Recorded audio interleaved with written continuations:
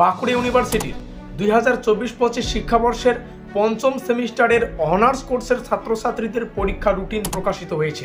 আর আজকের এই ভিডিও মারফত আমরা সেই পরীক্ষা রুটিন সম্পর্কে বিস্তারিত আলোচনা করব। তোমাদের সুবিধার্থে জানিয়ে রাখি, যে সমস্ত ছাত্রছাত্রীরা পঞ্চম সেমিস্টারের অনার্স কোর্স নিয়ে রেগুলার করছো, অর্থাৎ ইতিমধ্যে কন্টিনিউ করছো, পঞ্চম সেমিস্টারে রয়েছো, তোমরা যদি প্রথম এবং থার্ড সেমিস্টারে কোনো সাবজেক্টে ফেল করে থাকো, তোমরা কিন্তু সেই ফেল করা সাবজেক্টের পরীক্ষা এই পঞ্চম সেমিস্টারে দিতে পারবে, বা তোমাদের যে পরীক্ষার সেই ফেল করা সাবজেক্টের রুটিনটাও কিন্তু আজকের এই ভিডিও মারফত জানতে পারবে। তো এই হচ্ছে আমাদের পরীক্ষা রুটিন। আমরা এক্সট্রা করে আলাদা করে আলোচনা করছি, কারণ একটা রুটিনে কিন্তু অনার্স প্রোগ্রাম প্রথম, তৃতীয়, পঞ্চম সেমিস্টারের পরীক্ষা রুটিন প্রকাশিত হয়েছে।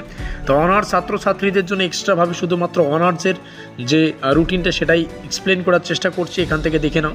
তো আমাদের পরীক্ষা মোস্ট ইম্পর্টেন্ট যেটা বিষয় ভালো করে বুঝে নেবে, আমাদের পরীক্ষার ডেট যেটা ফিক্স করা হয়েছে তার মধ্যে প্রথম পরীক্ষা আমাদের শুরু হচ্ছে 7 তারিখ, 7/1/2025, অর্থাৎ 2025-এর জানুয়ারির 7 তারিখে যাদের অনার্স রয়েছে এবং পঞ্চম সেমিস্টারে রয়েছে C11 যে তোমাদের সাবজেক্টটা রয়েছে সেই সাবজেক্টের পরীক্ষা পঞ্চম সেমিস্টারে, মানে 5th সেমিস্টারে অনার্স কোর্সের ছাত্রছাত্রী রয়েছে, তোমরা কিন্তু দিতে পারছো। সময় দেখে নাও, সময় 11টা থেকে শুরু হচ্ছে, আশা করি বোঝাতে পারলাম।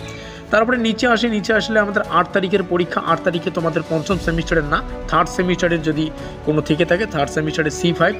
9 তারিখে তোমরা দেখতে পাচ্ছ, 9 তারিখের 9 মানে জানুয়ারির 9 তারিখ C12, মানে C11 হয়ে গেল পঞ্চম সেমিস্টারের, তাহলে C12-এর পরীক্ষা কবে হচ্ছে? 9 তারিখ।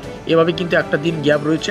তারপরে 10 তারিখে আমরা আসবো, 10 তারিখে আমরা C6 দেখতে পাচ্ছি, এটা কিন্তু থার্ড সেমিস্টারের। তো থার্ড সেমিস্টারের C এখানে একটা হয়ে গেল C5, যেটা 8 তারিখে হয়েছে বা হবে, আর যেটা 10 তারিখে হচ্ছে সেটা হচ্ছে C6, আর 11 তারিখে হচ্ছে C7। এভাবে কিন্তু হচ্ছে, এটা থার্ড সেমিস্টারে।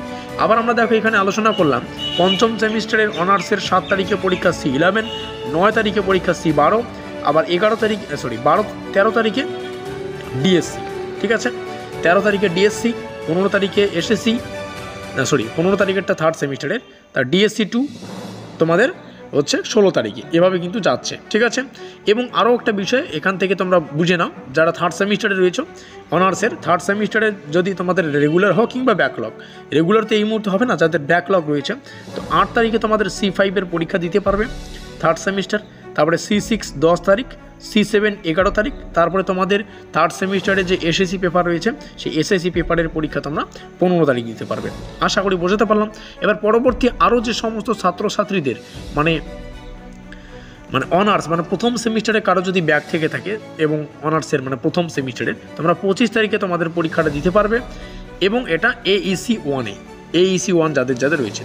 এবার পরবর্তীতে আরও কিন্তু সেই সেম ডেটে আবার কিন্তু হাফ অ্যান আওয়ার মানে পরবর্তী সেকেন্ড যে সময়টা ধার্য করা রয়েছে, তোমরা এখান থেকে দেখতে পাচ্ছ একটা 45 মিনিটে যে পরীক্ষাটা শুরু হবে সেই পরীক্ষার ডিটেলস তোমরা এখানে দেখতে পাচ্ছ। সেই পরীক্ষার ডিটেলস কি এটা কিন্তু আলাদা বললাম, হ্যাঁ, এটা হচ্ছে 25 তারিখের পরীক্ষাটা AEC1। এবার হচ্ছে দেখো 27 তারিখের পরীক্ষা আমরা যদি লক্ষ্য করি, 27 তারিখে CBCS সিস্টেমের কোর 1-এর পরীক্ষা, 29 তারিখে CBCS-এর কোর 2-এর পরীক্ষা, এবং 31 তারিখে CBCS-এর GE1-এর পরীক্ষা। এই হচ্ছে সম্পূর্ণ পরীক্ষার শিডিউল বা রুটিন। আর পরীক্ষার সেন্টারগুলো আমরা ইতিমধ্যে আলোচনা করে ফেলেছি এর আগের একটি ভিডিও। পরীক্ষা সেন্টার সংক্রান্ত কোনো অসুবিধা হলে সেই ভিডিওটিতে কমেন্ট করবে, বা এই ভিডিওটির নিচে কমেন্টে তোমরা জানাতে পারো, তাহলে কিন্তু আমরা পরবর্তীতে আবার সেটাকে আলোচনা করার চেষ্টা করব। অবশ্যই ভিডিওটিকে শেয়ার করে দিও, যাতে করে ভিডিওটিতে থাকা প্রত্যেকটা তথ্য প্রত্যেকটা ছাত্রছাত্রী জানতে পারে। আমাদের আজকের এই স্পেশাল ভিডিওটি এই পর্যন্তই।